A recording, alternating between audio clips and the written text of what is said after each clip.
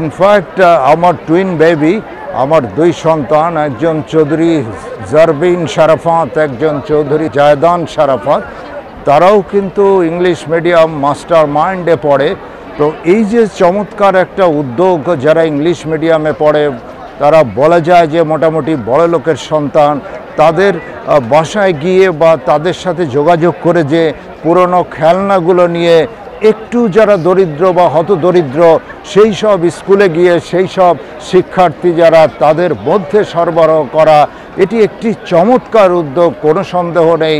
এবং এই উদ্যোগটা যাতে অব্যাহত থাকে এবং যারা একটু গরিবের সন্তান তারা যাতে ওই খেলনাগুলো নিয়ে আনন্দ, উল্লাস, উচ্ছ্বাস, উদ্বেল প্রকাশ করে।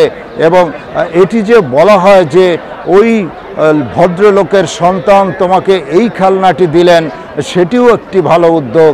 ফলে সব মিলিয়ে বলা যায় একটা চমৎকার, প্রশংসনীয় এবং আমি বলবো যে ইতিবাচক সিদ্ধান্ত, তাতে কোনো সন্দেহ নেই।